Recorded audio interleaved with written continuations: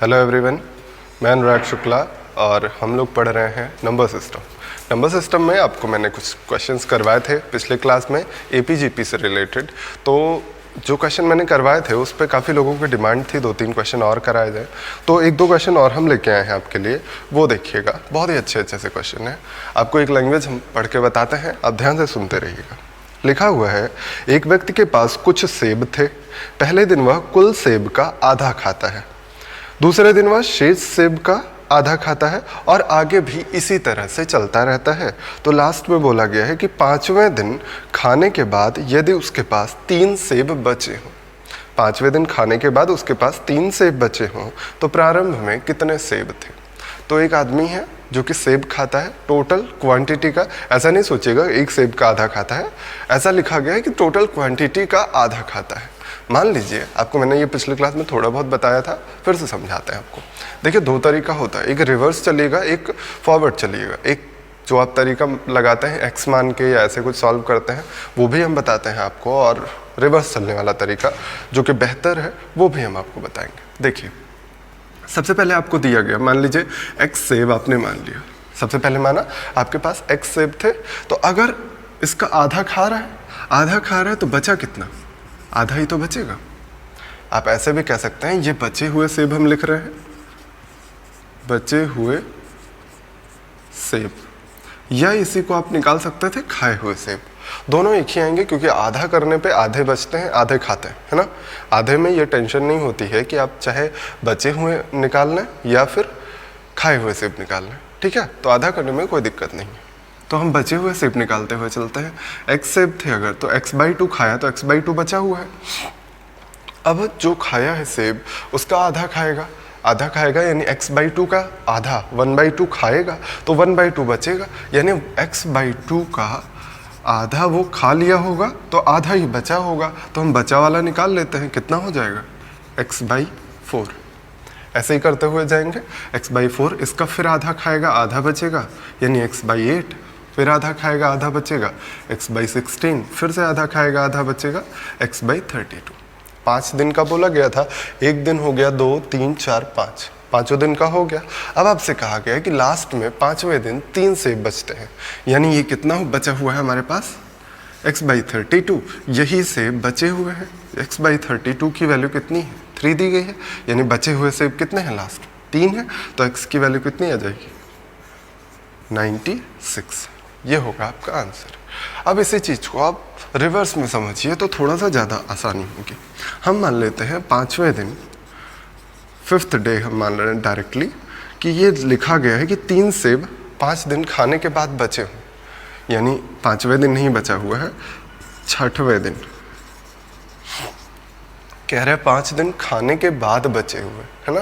5 दिन खा लिया, उसके बाद ये हम बचे हुए निकालते चल रहे थे, तो ऐसे आपने कर लिया। या फिर अगर इसी को आप मान लीजिए फॉरवर्ड वे में कर रहे थे और आपने बचे हुए सेब की जगह लिख दिया। अगर आपको कन्फ्यूज़न हो रही हो तो यहीं पे आप लिख लीजिएगा कि खाए हुए सेब। अगर इन्हीं को हम मान लें खाए हुए सेब, ये हम सारे खाए हुए निकाल रहे हैं, मतलब x/2 खाया, x/4 खाया, x/8 खाया, x/16 खाया, x/32 खाया। तो अगर आपको बचे हुए निकालना है तो x/16 खाया था, x/32 खाया था, तो बचे हुए कितने होंगे, x/16 में से जब 32 माइनस करेंगे तभी तो बचे हुए आएंगे।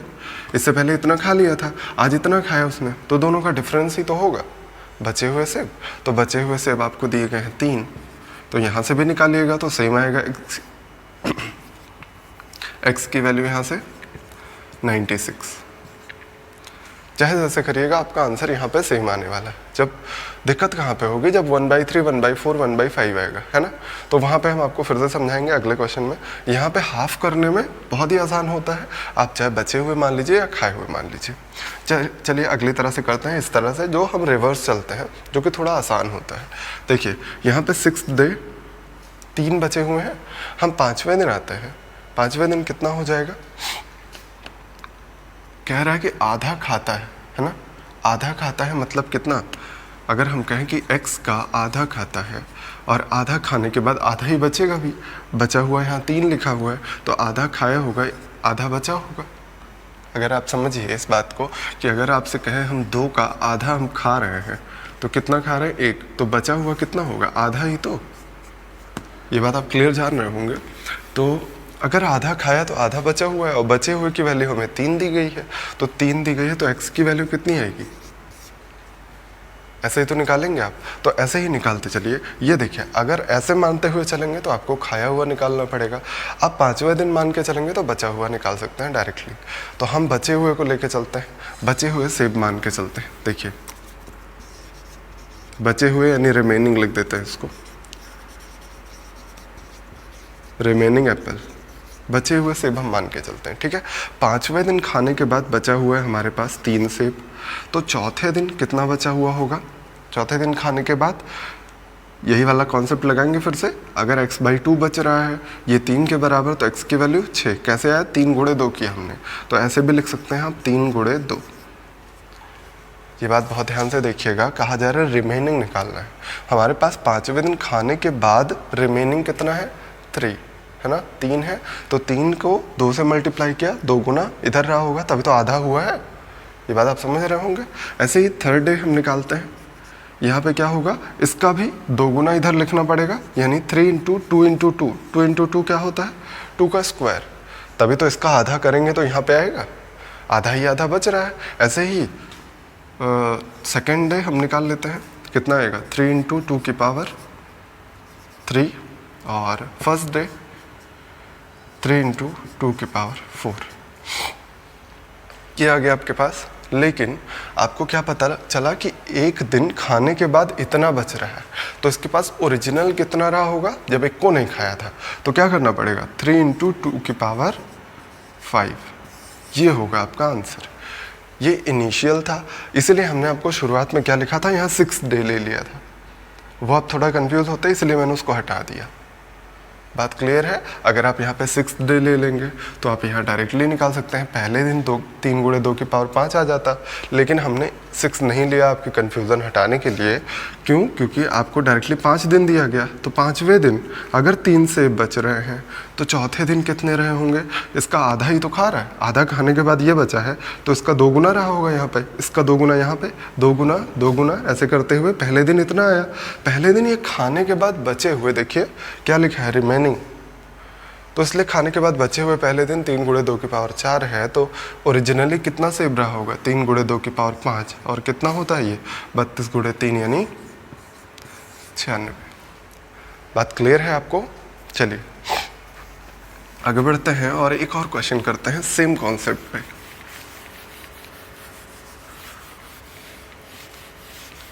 देखिए, ध्यान से देखिएगा, बस आप सुनिए पहले क्वेश्चन क्या है। क्वेश्चन आपको दिया गया है कि एक व्यक्ति के पास कुछ सेब थे, वह सोमवार को कुल सेब का 1/3 खाता है। सोमवार को वह कुल सेब का 1/3 1/3 खाता है, और फिर मंगलवार को पिछले दिन खाए गए सेब का 1/3 खाता है। मतलब अगर पहले दिन x सेब उसके पास थे तो पहले दिन कितना खाएगा? 1/3, ठीक है। अब इसी का 1/3 फिर से अगले दिन खाएगा x/9। इसी का 1/3 अगले दिन खाएगा x/27, ऐसे खाएगा, ठीक है। तो लिखा गया है कि उसके पास कुछ सेब थे, सोमवार को उसने कुल सेब का 1/3 खाया, मंगलवार को पिछले दिन खाए गए सेबों का 1/3 खाया, और ऐसे ही आगे भी खाता रहता है। तो शुक्रवार को उसके पास 2 सेब बचे। तो प्रारंभ में सेबों की संख्या क्या थी? शुक्रवार को उसके पास 2 सेब बचे। ये मंडे था, ये मंडे था, सोमवार, फिर मंगल बुध बृहस्पतिवार को कितना हो जाएगा? इसका फिर से 3 गुना ले लीजिए, यानी 81, और इसका फिर से 3 गुना शुक्रवार को आएगा। शुक्रवार को कितना आ जाएगा? इसका 3 गुना यानी 243। ये हम क्या निकाल रहे हैं? लिखा गया है कि खाता है ना, इतने से वो खाता है, तो हम क्या निकाल रहे हैं? खाए गए।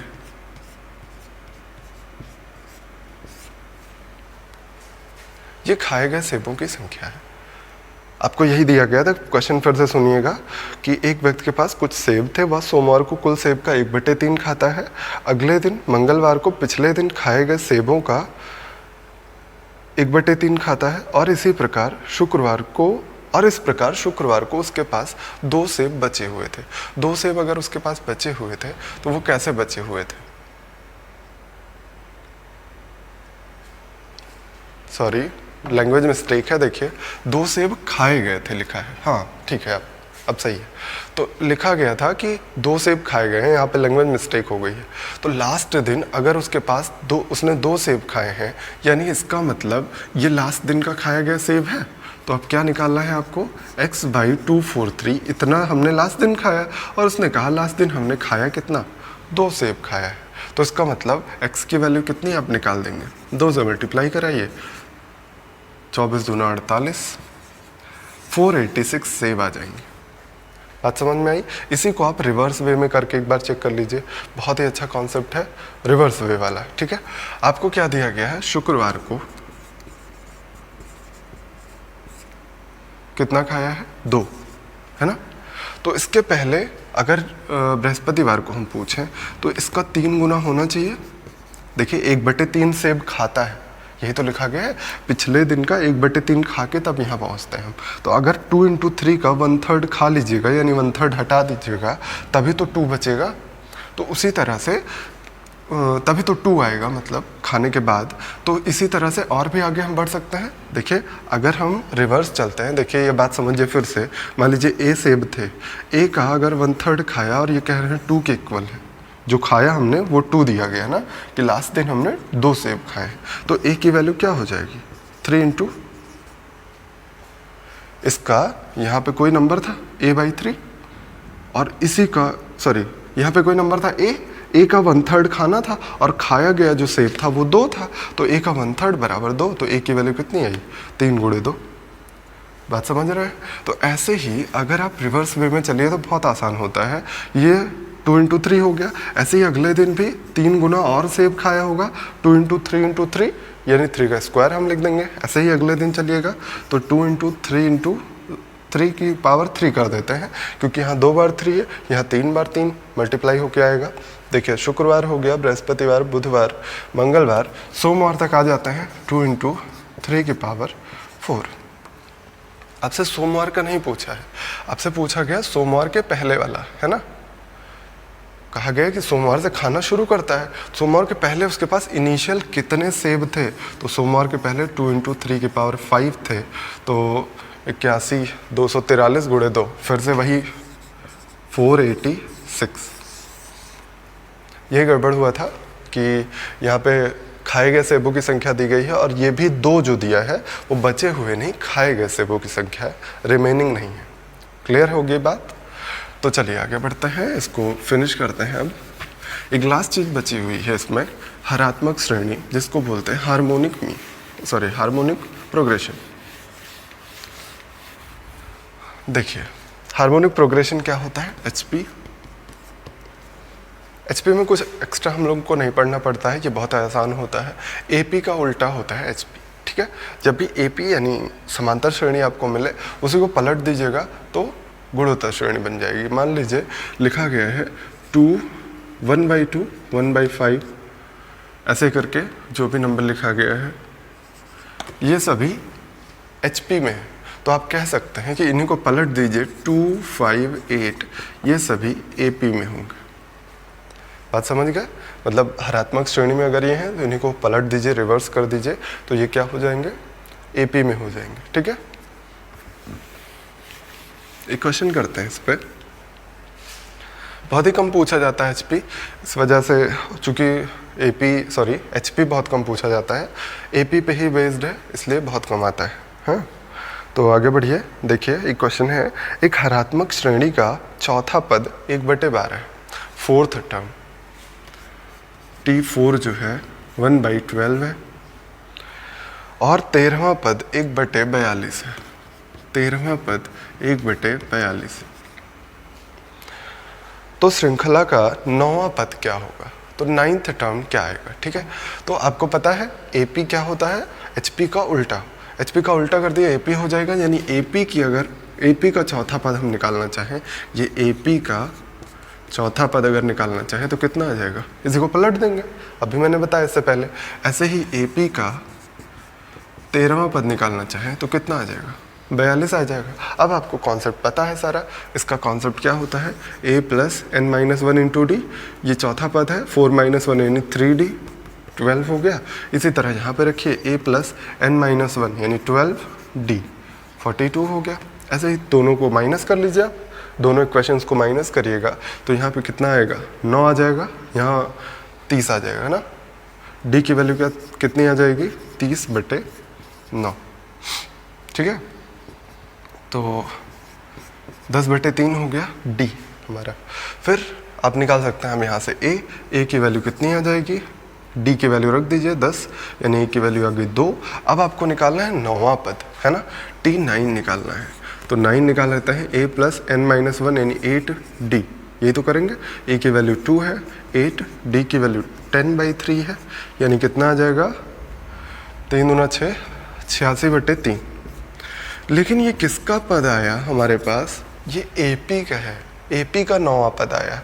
हमें तो निकालना है HP का, तो HP आपको पता है क्या होता है, AP का अपोजिट, उल्टा, यानी कितना हो जाएगा इसका 9वां पद, आंसर आपका आएगा 3/86। क्लियर बात।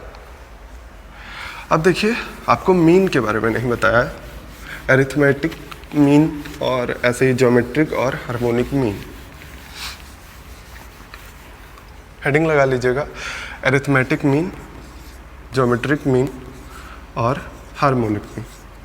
मीन होता है माध्य, समांतर माध्य, गुणोत्तर माध्य और हरात्मक माध्य, ठीक है। समांतर माध्य क्या होता है कि सभी टर्म्स का एडिशन कर दीजिए।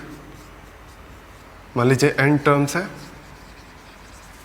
सभी टर्म्स का सम अपॉन टोटल टर्म, यानी आप कह सकते हैं डायरेक्टली ये औसत है, औसत के जैसा है, ठीक है। ऐसे ही ज्योमेट्रिक मीन क्या होता है, जितने टर्म हैं सभी को मल्टीप्लाई कर दीजिए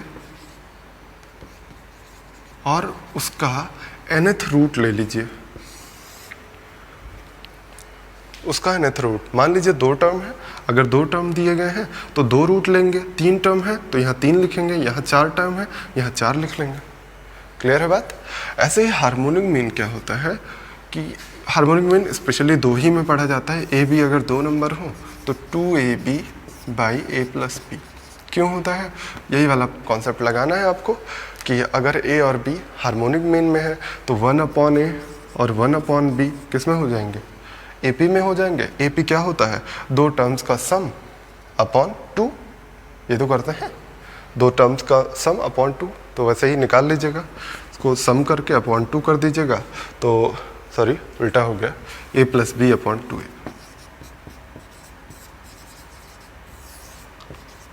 ऐसे करके करेंगे, ठीक है। तो ये चीज़ें आप क्लियर होंगी। आगे बढ़ते हैं हम लोग, 1-2 क्वेश्चन करके देख लेते हैं, आपको बेहतर समझ में आएगा। अच्छा, एक और चीज़ बची हुई है कि अब अगर इन तीनों में रिलेशन निकालना चाहे, 2-2 टर्म हम लेके आपको समझा देते हैं, इन तीनों में रिलेशन निकाला जाता है, कैसे होता है वो देखिए। ये मान लीजिए 2 टर्म हम ले रहे हैं, a, b, ये दोनों टर्म अगर AP में है तो क्या करना होगा हमें, a प्लस b बाई 2, यही करना होगा। यही अगर GP में है तो GP में हमें क्या करना होगा, स्क्वायर रूट ऑफ AB करना होगा, है ना। और ऐसे HP में होंगे अगर, तो आप क्या कहेंगे, a plus b by 2ab, यही इतना तो करेंगे, यही करेंगे। अगर हम कह दें आपसे कि GM का स्क्वायर AM इंटू HM के बराबर होता है, तो क्या ये गलत है। वैल्यू रख के देखिए आप, 1 second, root AB to root AB, ये उल्टा हो गया है, ये यही था 2AB upon a plus b, सही। अब देखिए इसको वैल्यू पुट करके देखिए क्या ये सेटिस्फाई हो रहा है। GM का स्क्वायर रूट AB का स्क्वायर AB हो जाएगा, AM का स्क्वायर सॉरी स्क्वायर नहीं, केवल AM, और HM क्या होता है, 2AB upon a plus b। अब देखिए ये कैंसिल हो जाएगा, 2 से 2 कैंसिल हो जाएगा, इक्वल हो जा रहा है कि नहीं हो जा रहा है, हो जा रहा है। इसका मतलब ये सेटिस्फाई कर रहा है। तो आपको क्या करना है, इसको याद कर लेना है कि GM का स्क्वायर हमेशा ही AM और HM के मल्टीप्लिकेशन के बराबर होता है। और एक चीज़ याद करनी है आपको, AM हमेशा GM से बड़ा होगा और GM हमेशा HM से बड़ा होगा। ये 2 कॉन्सेप्ट आपको याद रखने हैं। क्लियर है बात इतनी? अब एक दो क्वेश्चन कर लेते हैं, इसमें कंफ्यूज ना होइएगा, ये उल्टा मैंने लिख दिया था, इसको आप नोट कर लीजिए।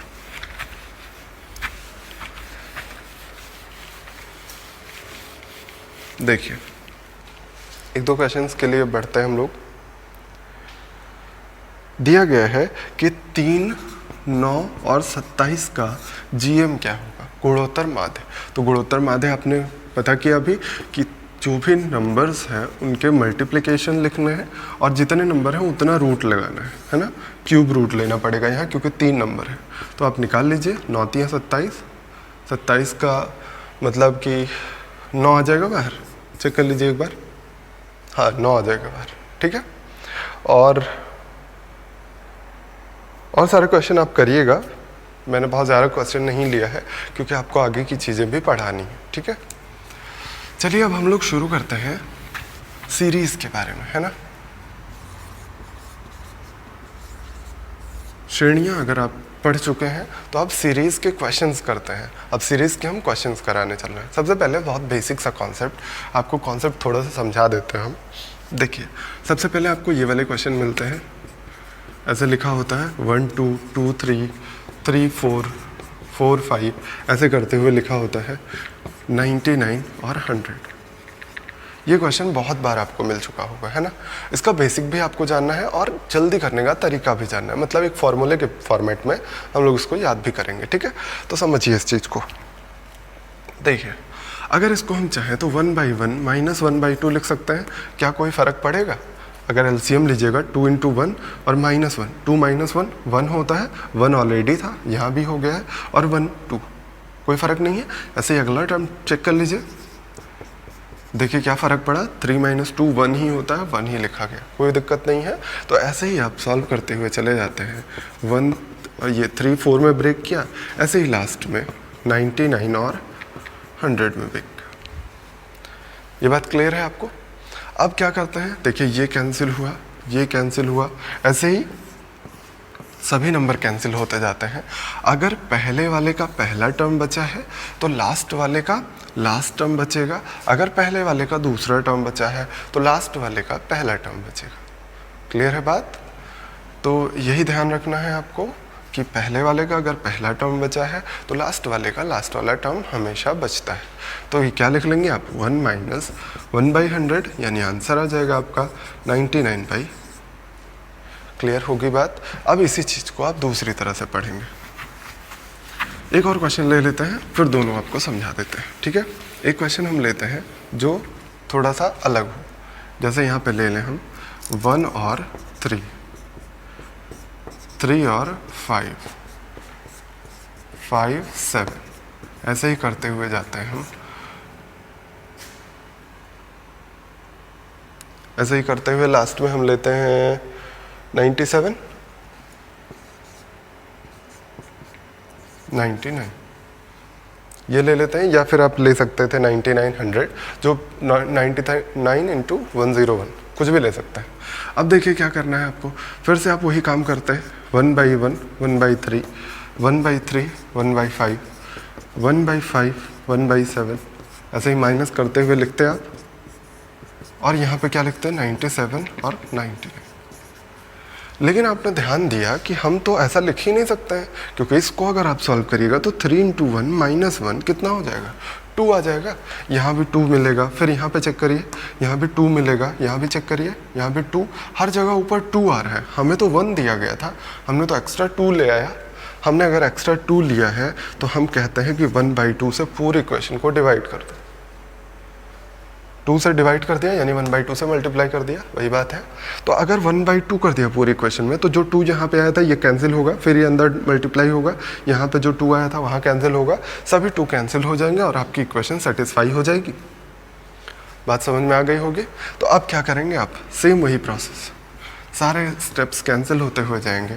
अगर पहले वाले का पहला टर्म बचा है तो लास्ट वाले का लास्ट टर्म बचेगा, और सॉल्व करिएगा तो कितना आ जाएगा 98/99, और 98 को 2 से डिवाइड करिए, कितना आएगा 49/99।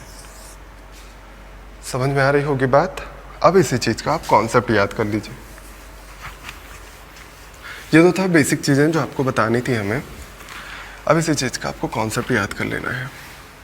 देखिए, अगर आपको ऐसा कुछ मिलता है a इंटू बी फिर b इंटू सी, ऐसे ही मिलना चाहिए कि यहाँ जो लास्ट टर्म हो यहाँ फर्स्ट टर्म हो, अगले में सेम यही काम होना चाहिए। 1 बाई लास्ट टर्म जो है वही इसका पहला टर्म है। ऐसे ही करते हुए चले जाइए। मान लीजिए एक्स वाई जेड मिल जाए, वाई जेड हम ले लेते हैं, ऐसे कोई टर्म मिलता है तो आपको क्या करना है कि 1 अपॉन इन दोनों का डिफरेंस लेना है। इन दोनों का डिफरेंस लिखा है मैंने, आप ऐसे भी कर सकते हैं, माइनस लगा लीजिए। बस याद रखिएगा क्या करना है, बड़े में से छोटे को घटाना है, ठीक है। अंदर में हमें पहले वाले का पहला टर्म माइनस लास्ट वाले का लास्ट टर्म, ये अगर फॉर्मूला याद कर लीजिएगा तो यही होता है फाइनल आंसर। इस क्वेश्चन का आंसर यही होता है। क्या करना है आपको, इनका कॉमन डिफरेंस लिखना है। यहाँ पे इसका पहला टर्म ये लिखा, या कह सकते हैं कि लास्ट वाला टर्म छोड़ के पहला टर्म जो बचेगा वही लिखना है, और इसमें पहला टर्म छोड़ के लास्ट टर्म जो बचेगा वो लिखना है। बात क्लियर है। अब इसी चीज़ को थोड़ा सा और ब्रॉड करते हैं हम। अगर मान लीजिए, ये नोट कर लिया होगा आपने, अगर मान लीजिए इसी क्वेश्चन में यहाँ पे सी आ जाता और इस क्वेश्चन में बी सी डी आता, सी डी ई आता, ऐसे ही एक्स वाई जेड आता। मान लीजिए ये क्वेश्चन मिलता है आपको, तब आप क्या करते हैं, तब भी आपको यही कॉन्सेप्ट अप्लाई करना है। कैसे करना है, फॉर्मूला कैसे बनाना है, कॉमन डिफरेंस लेना है। डिफरेंस कौन कौन सा होगा, इसका और इसका, पहले और लास्ट का अंतर लेना है। क्या करना है, पहले और लास्ट का अंतर लेना है। यहाँ पे क्या लिखेंगे, a माइनस सी, पहले और अंतिम का अंतर लेना है। फिर ब्रैकेट लगाना है आपको। ब्रैकेट में क्या लिखना है, पहले वाले का लास्ट टर्म छोड़ के बाकी टर्म। मान लीजिए यहाँ 5 टर्म लिखे होते तो हम लास्ट वाला छोड़ के चारों टर्म ले लेते। बात समझ रहे हैं। फिर से ध्यान से सुनिएगा कि हमें डिफरेंस किसका किसका लेना है, पहले और लास्ट का। बीच का कोई भी टर्म हो हमें छोड़ देने हैं। 5 टर्म लिखे हो तब भी यही काम होगा, पहले और लास्ट का अंतर लेंगे, यहाँ पे लिखेंगे। फिर अंतर में क्या लिखेंगे, केवल लास्ट टर्म को छोड़ के ये बाकी जितने टर्म होंगे, 2 लिखे हैं तो दोनों टर्म हम लिख लेंगे। क्या लिखेंगे, 1/a इंटू बी, माइनस करेंगे। फिर लास्ट वाले में पहला टर्म छोड़ के बाकी जो बचेंगे वो सारे लिख लेंगे, यानी 1/y इंटू जेड। ये वाला फॉर्मूला लगाएंगे। मुझे लगता है बात क्लियर हो रही होगी। अब क्वेश्चंस करते हैं जिससे आपको और ज़्यादा क्लियरिटी हो।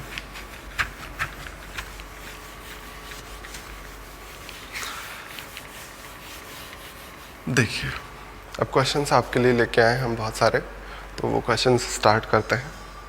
देखिए, लिखा गया है कि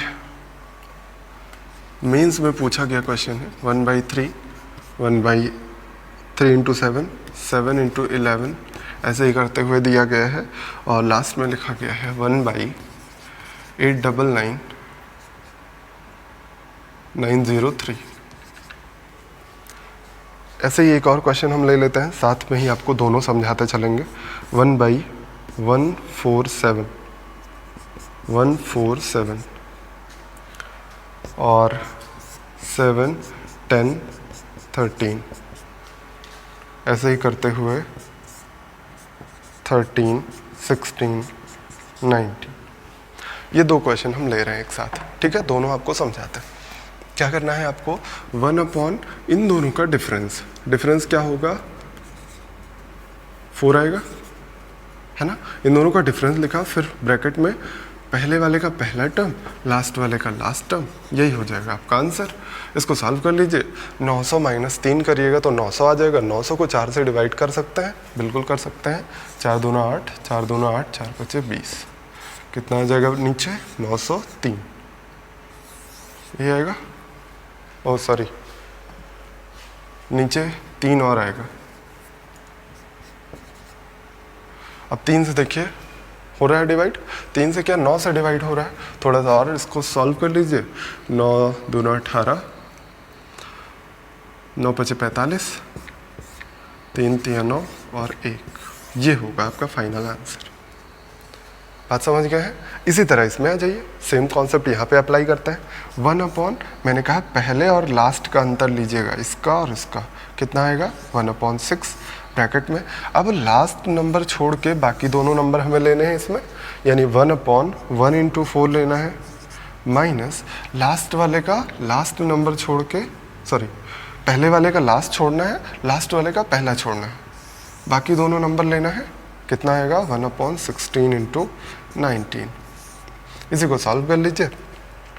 4 कॉमन कर लेते हैं, 19 चौक 76 माइनस 1 75, 75 यहाँ पे आया, 4 कॉमन था, 6 गुणे 4 और यहाँ पे 76, 75 3 से ही डिवाइड होगा और कोई चांस है नहीं, तो 3 दूना 6, यहाँ पे 8 बचेगा, 8 छक 48, 4 8 सत्ते 56, 4 60, 3 से डिवाइड कर दीजिए, 15 3 75, 15/608 आ रहा होगा। चेक कर लीजिएगा आंसर।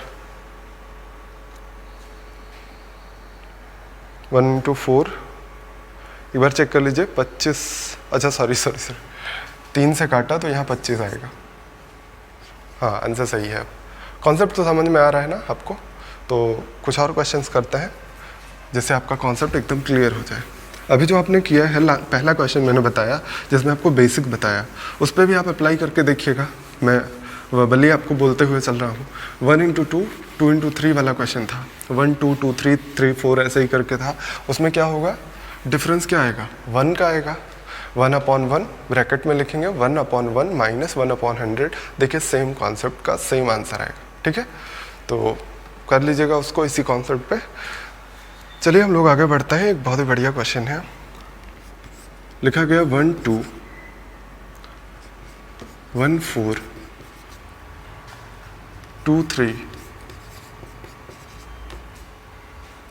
4 7 ऐसे ही करते हुए दिया गया है 20 टर्म्स तक। ये निकालना है आपको। और एक क्वेश्चन है उसी तरह का सेम कॉन्सेप्ट पे, कहा गया है 4 इंटू 10 सॉरी 135 ऐसे ही 1 4 3 5 7 4 7 ऐसे ही करते हुए 30 टर्म्स तक, 20 टर्म्स तक, ये इतना दिया गया है आपको। अब देखिए इसको कैसे सॉल्व करना है आपको। सबसे पहले आपको बेसिक कॉन्सेप्ट याद रखना है जो मैंने बताया हुआ है कि क्या करना है। जो भी नंबर यहाँ पे आएंगे इसका लास्ट टर्म यहाँ पे होना चाहिए। क्या यहाँ अवेलेबल है, तभी वो कॉन्सेप्ट लगेगा। मैंने बता दिया था पहले ही कि जो यहाँ लास्ट टर्म हो यहाँ फर्स्ट टर्म, यहाँ जो लास्ट टर्म हो यहाँ फर्स्ट टर्म, ऐसा ही होगा तभी ये कॉन्सेप्ट अप्लाई होगा। लेकिन क्या यहाँ आपको दिख रहा है, नहीं दिख रहा है तो थोड़ा सा चश्मा लगा के देखिए या फिर आप चील वाली नज़र से देखिए, कैसे भी आप देखिए, कुल मिला के आपको दिखना चाहिए कि अगर ये दो नंबर्स हम साथ में ले लें तो क्या ये चीज़ें दिखाई देने लगेंगी। इसका अगला वाला नंबर ऐसे ही होगा। या ये दो नंबर साथ में ले लें, क्या जो आप कॉन्सेप्ट लगाना चाह रहे हैं वो लग जाएगा, बिल्कुल लग जाएगा। आप ध्यान से देखिए 1 इंटू 2 और 2 से ही ये देखिए शुरू हुआ, 2 इंटू 3 ऐसे ही अगला नंबर 3 से शुरू होगा। दिख रहा है आपको, तो आपको सीरीज़ लिख के दी जाएगी तो वहाँ पे आपको थोड़ा सा दिमाग खोल के सोचना पड़ेगा कि क्या यहाँ पे हम अप्लाई कर सकते हैं। ठीक है, तो आप यहाँ पे अप्लाई कर दीजिए। कैसे करना है आपको, 1 इंटू 2 के साथ क्या रखना है 2 इंटू 3, ऐसे ही करते हुए ये एक सीरीज़ बनेगी और अगली सीरीज़ क्या बनेगी, दूसरी वाली 1 4 4 7 ऐसे ही दूसरी सीरीज़ बनेगी। अब आपको पता क्या चल रहा है कि पहला टर्म, तीसरा टर्म, पांचवा टर्म ऐसे ही करते हुए चल रहा है। यानी कि एक एक टर्म के बाद हम अपनी सीरीज़ पा रहे हैं। ये भी वाली सीरीज़ अगर ध्यान से देखिए कि ये भी एक एक टर्म के बाद आ रही होगी, तो इसका मतलब क्या है कि अगर 20 टर्म लिखे गए हैं तो 10 इस वाली सीरीज़ के होंगे, 10 इस वाली सीरीज़ के होंगे, आधे आधे हो जाएंगे। तो ये कह सकते हैं आप कि ये 10 टर्म्स तक होगा ये वाली सीरीज़, और ऐसे ये वाली सीरीज़ भी 10 टर्म्स तक होगी। ये बात आपको क्लियर होगी। अब आप निकाल लीजिए कैसे आपको सॉल्व करना है। अच्छा, इस चीज़ के लिए अब आपको क्या करना पड़ेगा, इस चीज़ के लिए आपको टर्म निकालने पड़ेंगे।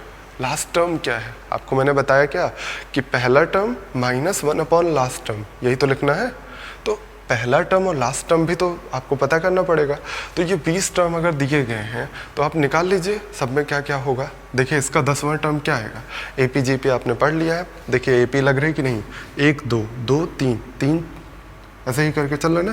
देखो यहाँ पे एक डिफरेंस, यहाँ पे एक डिफरेंस, या ऐसे कह लीजिए कि यहाँ 1 से 2 हुआ तो ये 2 से 3 हुआ होगा, ऐसे ही करते हुए चल रहा होगा। यानी लास्ट टर्म जो 10वां टर्म है क्या आ जाएगा। चाहे आप AP लगाइए या नहीं लगाइए, आप डायरेक्टली सोच सकते हैं कि पहला टर्म अगर 1 है दूसरा 2 है तो ऐसे ही करते हुए 10वां टर्म 10 होगा। यानी 10वां टर्म क्या हो जाएगा यहाँ पे 1/10 इंटू 11। देखिए एक एक अंतर है, 2 1 3 1 2, यानी 10 के बाद 11 आ जाएगा। क्लियर। अब अगला वाला देखिए, यहाँ पे क्या हो रहा है, 1 से 4 हो रहा है, 4 से ऐसे ही 3 3 का डिफरेंस आ रहा होगा ना, 1 से 4 4 से 7 ऐसे ही आगे बढ़ते हुए जा रहे होंगे हम लोग। तो 1 से 4 4 से 7 3 3 का अंतर है, हमें 10 टर्म का निकालना है। तो आपको मैंने एक फार्मूला बताया था जो कि डायरेक्ट nवां पद निकालने का तरीका था। nवां पद निकालने का तरीका क्या था, a + n-1 इंटू डी। यही कर लीजिए।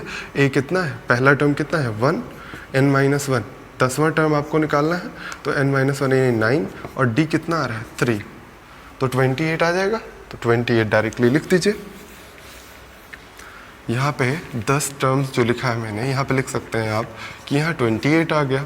ठीक है। अब देखिए 1 से 3 ये बढ़ रहा है, 3 यहाँ पे बढ़ रहा है, तो यहाँ पे कितना होना चाहिए 31 होना चाहिए।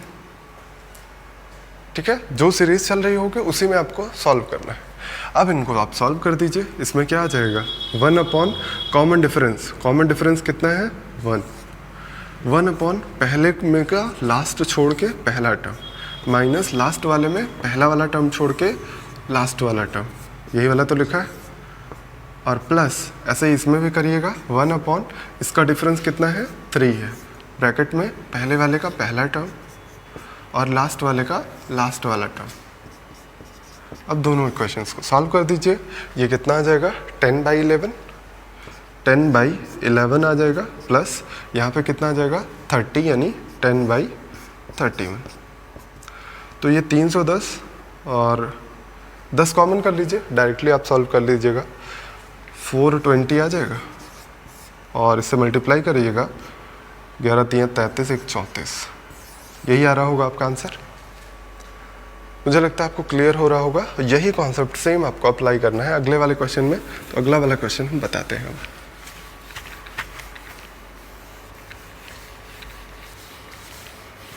देखिए आपको फिर से क्या दिख रहा है 1 3 5 और यहाँ पे 2 की सीरीज चल गई है, फिर यहाँ 2 की चली, यहाँ 3 की चली, फिर यहाँ पे 2 की चल गई, फिर ऐसे ही करते हुए तो चल रही है, तो आपकी कोई सीरीज नहीं बन रही है। तो अब फिर से वही वाला हाल है, चील वाली नज़र से देखिए कि यहाँ दूर से 2 एक के बाद एक डायरेक्टली सीरीज बनती हुई दिख रही है आपको। ऐसे ही इसको और इसको देख लीजिए साथ में, 1 3 5 3 5 7 ऐसे ही करते हुए बनेगा जो आपको अभी कॉन्सेप्ट बताया है। और सेम वही प्रोसेस यहाँ पे 1 4 4 7 ऐसे ही करते हुए बढ़ेगा।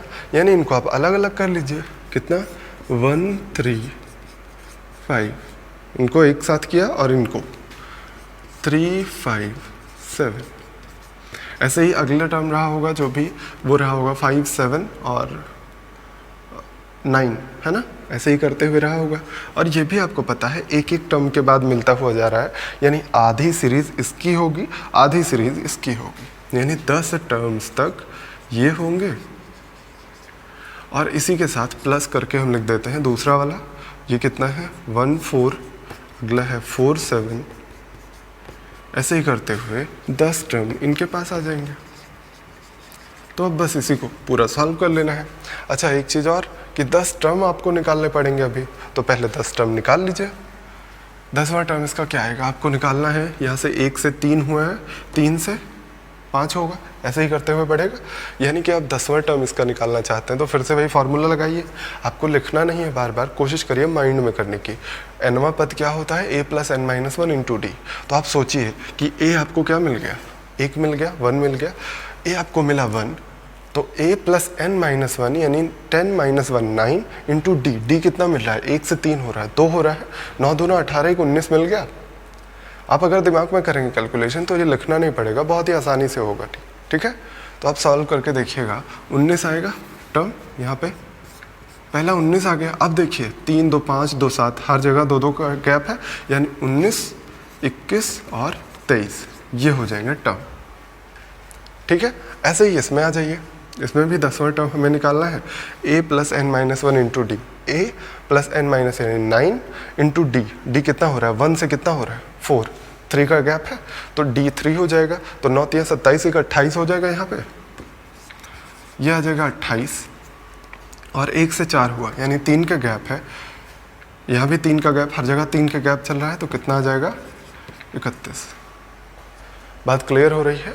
ऐसे ही इसको सॉल्व कर डालिए, सेम प्रोसेस वही वाला जो आपको बताया है कि पहले क्या लेना है, पहले और लास्ट का गैप, 5 में से 1 गया 4, फिर लास्ट टर्म को छोड़ के बाकी टर्म्स 1/1 इंटू 3, फिर इसमें पहले टर्म को छोड़ के बाकी दोनों 1/21/23। अब इसी को आपको सॉल्व करना है, सॉल्व करके देखिए, हम आपको आंसर बता देते हैं क्योंकि सॉल्व करने पे लंबा आ रहा है। आंसर आ रहा था 60701497 ये आ रहा था। एक बार चेक कर लीजिएगा, 3 ठीक है, 3 4 3 12 चेक करिएगा आप, शायद यही आ रहा होगा। आ जाना चाहिए, आप ट्राई करिएगा। सीरीज ये 2017 के मेंस का क्वेश्चन था, तो अगर कुछ गड़बड़ लगे तो आप एक बार चेक कर लीजिएगा, मुझे तो लग रहा है सही है फिलहाल। 135 357 1447 20 टर्म्स तक, ठीक है। तो आप इसको करिएगा और हम लोग बढ़ते हैं आगे, ठीक है। तो ये थे सीरीज के क्वेश्चन, ठीक है। मेनली सीरीज के यही इतने क्वेश्चन आते हैं, मतलब टाइप इतने ही हैं और टाइप ज़्यादा नहीं है, क्वेश्चन तो बहुत आए हुए हैं। 2017 का पेपर उठा लीजिए अब मेंस का, तो सीरीज़ के क्वेश्चन कई सारे आपको मिल जाएंगे, ठीक है। तो अभी बढ़ते हैं, सीरीज़ के अलावा भी कुछ क्वेश्चन आते हैं, सीरीज़ के अलावा भी कुछ मैंने कॉन्सेप्ट लिखवाए हैं, कुछ फार्मूलाज लिखवाए थे, वो आप अप्लाई करना सीखिए। सबसे पहले आपको लिखवाया गया था, जल्दी जल्दी से हम रिवाइज करा देते हैं, ठीक है। सबसे पहले आपको लिखाया गया प्रथम n प्राकृतिक संख्याओं के योगफल का फॉर्मूला कितना होता है, n+1/2, है ना। फिर प्रथम n प्राकृतिक संख्याओं के वर्गों का योगफल n+1 2n+1/6। प्रथम n प्राकृतिक संख्याओं के घनों का योगफल ये लिखवाया गया था, इन्हीं का पूरा स्क्वायर। ये तीनों फार्मूला मैंने लिखवाया था। अब इन्हीं तीनों पे जल्दी जल्दी से क्वेश्चन आपको करके दिखाते हैं। प्रथम n प्राकृतिक संख्याओं पे आप जल्दी से याद कर लीजिए। मान लीजिए पूछा जाए आपसे कि 20 प्राकृतिक संख्याओं के योगफल बताइए या योगफल का अंतिम अंक बताइए, कुछ भी पूछा जा सकता है। तो आपसे पूछा गया प्रथम n प्राकृतिक संख्याओं का योगफल का फॉर्मूला लगा दीजिए। प्रथम 20 पूछा गया तो 20 × 21/2 यानी 210, ये तो आएगा, जल्दी से निकाल दिया आपने। फिर मान लीजिए आपसे पूछा जाए प्रथम n पूर्ण संख्याओं का योगफल, प्रथम n पूर्ण संख्याओं का योगफल, हाँ सही, प्रथम n पूर्ण संख्याओं का योगफल अगर आपसे पूछा जाए तो क्या करेंगे आप, पूर्ण संख्याएं आपको अब याद करनी पड़ेंगी। पूर्ण संख्याएं क्या होती हैं, होल नंबर क्या होते हैं जो 0 से शुरू होते हैं। प्रथम 20 मान लीजिए बोल दिया गया मान लीजिए बोल दिया गया प्रथम 20 पूर्ण संख्याओं का योगफल, तो 20 पूर्ण संख्याएं कहाँ पे एंड होंगी, ये विशेष ध्यान देना पड़ेगा आपको, 19 पे एंड होंगी, है ना, क्योंकि आपको 0 लेना है। इसमें 0 को भी काउंट किया तो ये भी तो एक नंबर है। बात समझ में आई। अब क्या करना है आपको, 0 चूंकि ऐड होने पर कोई फर्क पड़ता नहीं, हमें क्या मिला, प्रथम 19 प्राकृतिक संख्याओं का योगफल मिल गया। वही वाला फॉर्मूला लगा दीजिए कि n+1/2 यानी कितना आ जाएगा 190। बात समझ में आ गई होगी। आगे बढ़ते हैं हम लोग, इसका आपको कॉन्सेप्ट क्लियर होगा। आगे बढ़िए और आते हैं स्क्वायर वाले टर्म पे। मान लीजिए पूछा गया प्रथम 10 प्राकृतिक संख्याओं के स्क्वायर का योगफल कितना होगा, है ना।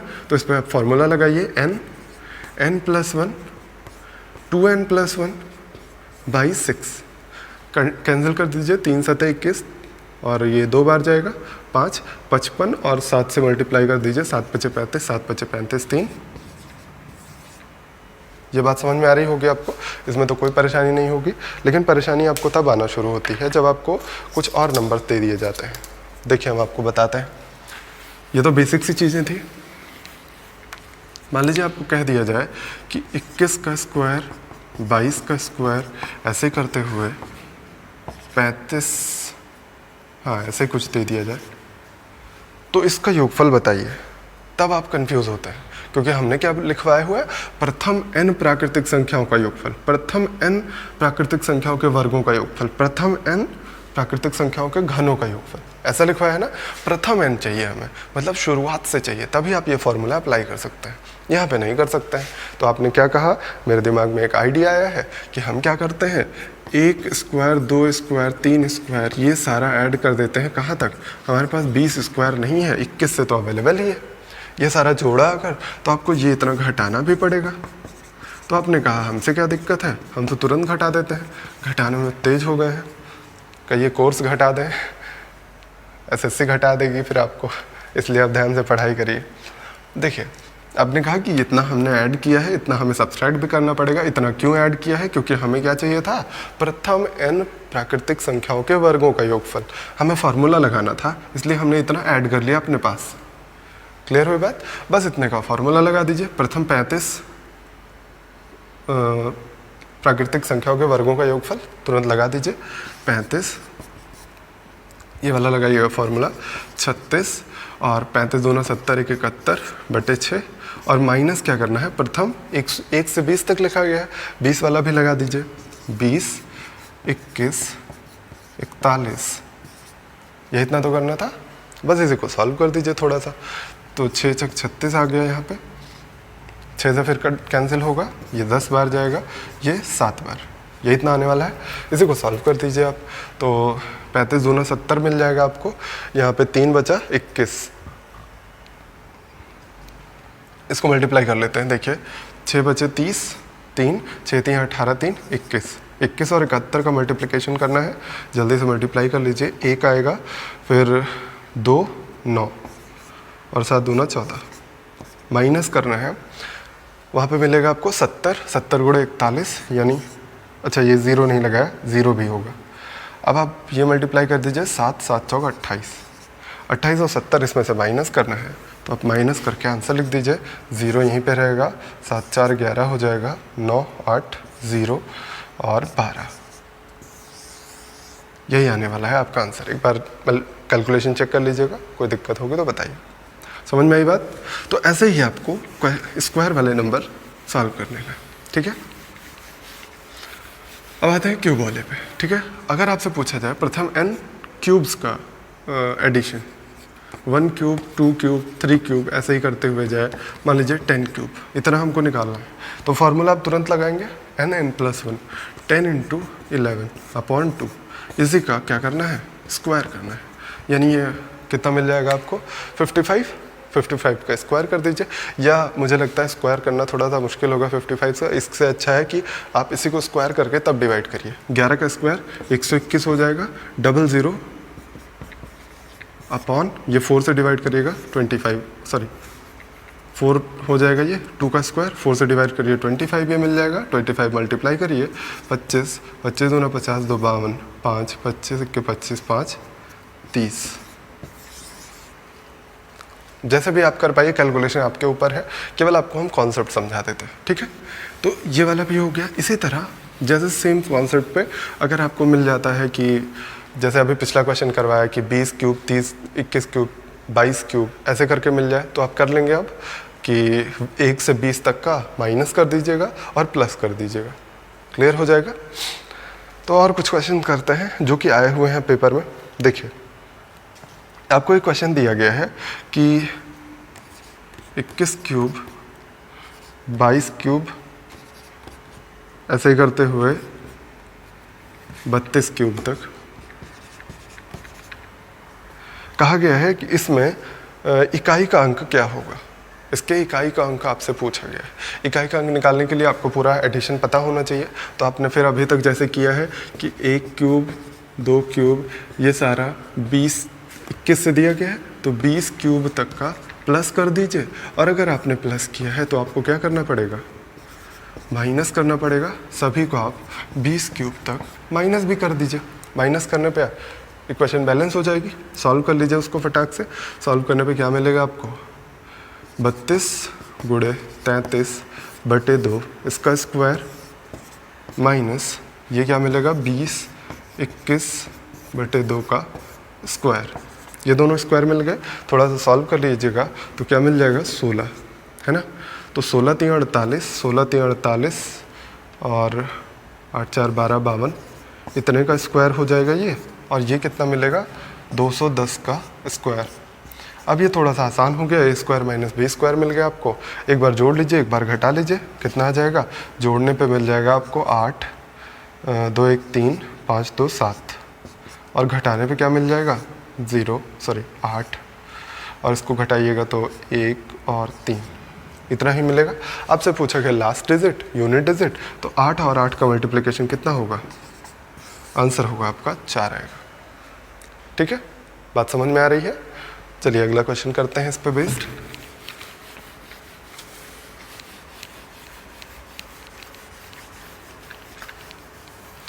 देखिए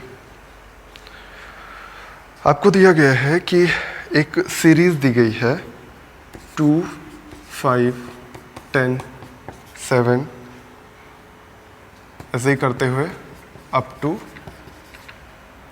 24 टर्म्स, अप टू 24 टर्म्स तक दिया गया है। ठीक है, अब इसको भी आपको दिमाग खोल के चलना पड़ेगा। वही जो मैंने बताया ना, चील बाज वाली नज़र से देखना है आपको, तो वो ऑपरेशन करती है। इस क्वेश्चन का आपको ऑपरेशन करना पड़ेगा। कैसे करेंगे इसको, देखिए इस एक एक टर्म को आप ध्यान से देखिए कि 1 स्क्वायर प्लस 1, रीजनिंग वाला लॉजिक लगाइए। रीजनिंग में आप ऐसा ही तो करते हैं, 1 स्क्वायर प्लस 1, ऐसे इसको क्या लिख सकते हैं 2 स्क्वायर प्लस 1, ऐसे इसको क्या लिख सकते हैं 3 स्क्वायर प्लस 1। देखिए सब कुछ बनता चला जा रहा है, बहुत आसानी से बन रहा है। तो आप क्या कहेंगे, अगर ये 24 टर्म तक है तो ऐसे ही लिख लेते हैं, इनको अलग अलग कर लेते हैं आप, ऐसे ही है, ऐसे ही चलता चला जाएगा आगे।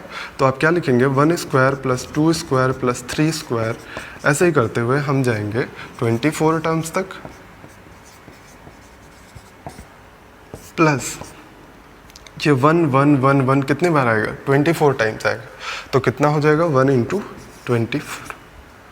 कन्फ्यूज़न तो नहीं हो रही है कि आधा तो क्यों नहीं कर रहे हैं, क्योंकि देखिए एक टर्म में 2 टर्म बने हैं, एक टर्म में 2 टर्म, एक टर्म में 2 टर्म, तो आधा नहीं होगा।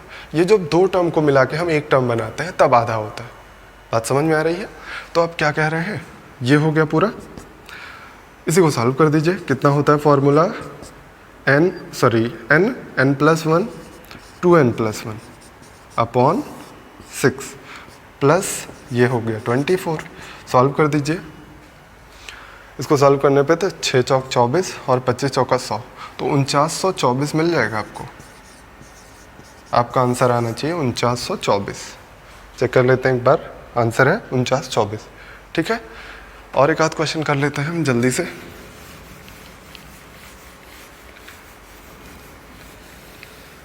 देखिए दिया गया है क्वेश्चन में कि 3 की पावर 1, 3 की पावर 4, 3 की पावर 9, ऐसे ही करते हुए 10 पदों तक, यानी 10 टर्म्स तक ये एक सीरीज़ दी गई है। और इसी के मल्टीप्लिकेशन में दूसरी सीरीज़ है, मल्टीप्लिकेशन में 7 की पावर 1, 7 की पावर 4, 7 की पावर 9, ये दिया गया है 12 पदों तक, यानी 12 टर्म्स तक। पूछा गया है कि इसमें इकाई का अंक क्या होगा, यूनिट डिजिट आपसे पूछी गई है। तो आप क्या करेंगे, इसमें भी सीरीज़ लग रही है, ध्यान से देखिए, अगर तो ध्यान से देखिएगा तो ये क्या बन जाएगा 3 की पावर 1 + 4 + 9, ऐसे ही करते हुए 10 टर्म्स तक। और इसके मल्टीप्लिकेशन में क्या आएगा 7 की पावर, आपको पता है ना कि सेम बेस में अगर मल्टीप्लिकेशन होता है तो पावर्स ऐड हो जाती हैं। नहीं पता है तो अगला चैप्टर जब हम पढ़ाएंगे तो आप देखिएगा। ठीक है, ऐसे ही करते हुए ये 12 टर्म्स तक है। बहुत ही आसान सी चीज़ है, अब तो आप सॉल्व कर ही सकते हैं। ये सारा 149 149 ऐसे ही दिया गया है। ठीक है, अब इसको अगर आप ध्यान से देखिए तो यहाँ पे आप डायरेक्टली 3 का गैप पा रहे हैं। यहाँ पे गैप कितने का हो रहा है? 5 का हो रहा है। कोई AP नहीं बन रही, GP भी नहीं बन रही है, डिवाइड करके देख लीजिए, GP भी नहीं बन रही, तो क्या बन रहा है? अगर इसी को आप लिखते हैं 4 को हम लिख सकते हैं 2 का स्क्वायर, 3 को क्या लिख सकते हैं 9 को लिख सकते हैं 3 का स्क्वायर। ऐसे ही सेम प्रोसेस यहाँ भी कर सकते हैं। तो इसलिए हम क्या कह सकते हैं, ये क्या बन रहा है? प्रथम n प्राकृतिक संख्याओं के वर्गों का योगफल। वर्गों के योगफल का फॉर्मूला लगाइए, क्या हो जाएगा? ये 3 की पावर में 10, 11, 21 बाई 6 मल्टीप्लाइड बाई 7 की पावर 12, 13, 25 बाई 6, यही तो होगा। अब इसको आप सॉल्व कर दीजिए थोड़ा सा, 6 से डिवाइड करिएगा तो ये 5 हो जाएगा और ये 7 हो जाएगा, है ना। 35 को 11 से मल्टीप्लाई करिएगा तो 3, 35 को 11 से तो 11 × 5 = 55, 33, 38 ये आएगा। और ऐसे ही इसको सॉल्व करिएगा तो 7 की पावर 6 से डिवाइड करिए 2 बार, 25 दूना 50, 13 × 5 = 65, 650 आने वाला है। अब आपको अगर यूनिट डिजिट निकालनी है तो आपको कॉन्सेप्ट पता है कि पावर को हम 4 से डिवाइड कर देते हैं, जो रिमाइंडर आता है उसी को लिख देते हैं। 4 से डिवाइड करिए, ये डिवाइड हुआ, यहाँ पर रिमाइंडर 1 आया, यानी 3 × यहाँ 4 से डिवाइड करिएगा तो कितना आएगा? 2 आ जाएगा। 3 × 7 की पावर 2, 49 को जब 3 से मल्टीप्लाई करते हैं तो यूनिट डिजिट क्या आती है हमारी? 7 आती है। क्लियर है बात? चलिए 1-2 क्वेश्चन और बढ़िया हैं, वो भी देख लीजिए।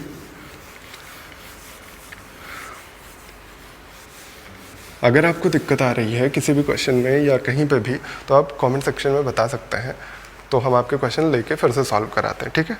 देखिए और क्वेश्चन देखते हैं हम लोग। आपको क्वेश्चन दिया गया CGL के प्री में पूछा गया, मेंस में पूछा गया क्वेश्चन है।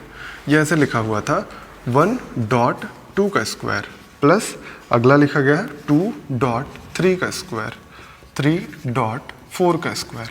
ये डॉट जो लिखा गया है ये सभी मल्टीप्लिकेशन है, ठीक है। ऐसे ही लिखा गया है, ये पूरी सीरीज दी गई है 10.11 का स्क्वायर। ऐसे ही पूरी सीरीज दी गई 10.11 का स्क्वायर तक, ठीक है। अब देखिए इसमें भी आपको बहुत ध्यान से देखना होगा, तभी आपको समझ में आएगा कैसे करना है। कि 1 को हम लिख सकते हैं 2 - 1 × 2 का स्क्वायर लिख सकते हैं, और 2 को क्या लिख सकते हैं 3 - 1 × 3 का स्क्वायर। ऐसे ही इसको लिख सकते हैं 4 - 1 × 4 का स्क्वायर। ऐसे ही पूरी सीरीज बनती चली जाएगी और इसको लिखेंगे 11 - 1 × 11 का स्क्वायर। ये क्यों करते हैं हम लोग? जिससे आपको एक फ़ायदा मिलेगा, इसमें मल्टीप्लाई कराने पे 2 का क्यूब - 2 का स्क्वायर, 3 का क्यूब - 3 का स्क्वायर, 4 का क्यूब - 4 का स्क्वायर। ऐसे ही करते हुए पूरी सीरीज बन जाएगी। तो अब क्या मिलेगा आपको इसके सॉल्व करने पे? 2 का क्यूब मिला यहाँ पे 3 का क्यूब मिला है, यहाँ पे 4 का क्यूब। ऐसे ही करते हुए यहाँ पे आपको मिलेगा 11 का क्यूब। ये एक सीरीज बन गई। दूसरी सीरीज क्या है? माइनस के साथ, तो माइनस कॉमन कर लीजिए और इस सीरीज को बना दीजिए 2 स्क्वायर 3 स्क्वायर। ऐसे ही करते हुए 11 का स्क्वायर। ये 2 सीरीज बनेंगी। अब दोनों सीरीज को सॉल्व कर दीजिए फटाक से। ये सीरीज सॉल्व करने पे आपके पास क्या आएगा? अच्छा एक और इसमें दिक्कत है। क्या दिक्कत है? इसमें 1 नहीं मिल रहा है। आपको मैंने बार बार याद कराया, प्रथम n प्राकृतिक संख्याओं के घनों का योगफल है ना। प्रथम n प्राकृतिक संख्या में 1 भी हमको चाहिए, तो हम इसमें 1 क्या करते हैं? ऐड कर देते हैं। और आपको रूल पता है मैथ्स का कि कुछ भी ऐड करना है तो उसको हम सब्सट्रैक्ट करके बैलेंस करते हैं इक्वेशन को। ऐसे ही सेम प्रोसेस यहाँ पे भी करनी है। अगर आपने इस पर 1 ऐड किया है तो यहाँ पे आपको -1 करना पड़ेगा। क्लियर है बात? अब आपको केवल फॉर्मूला अप्लाई करना है। फॉर्मूला अप्लाई करके सॉल्व करिए इसको। क्या आ जाएगा? देखिए इसको क्यूब वाला फॉर्मूला लगाते हैं। 11 × 12/2 का होल स्क्वायर। और ये देखिए -1 बाहर था इसलिए हमने -1 लगा दिया, ठीक है। ऐसे ही माइनस इसका सॉल्व करिएगा फॉर्मूला लगा के। क्या हो जाएगा? n यानी 11 × 11 + 1 12, 11 का डबल यानी 22 + 1 23 अपॉन 6।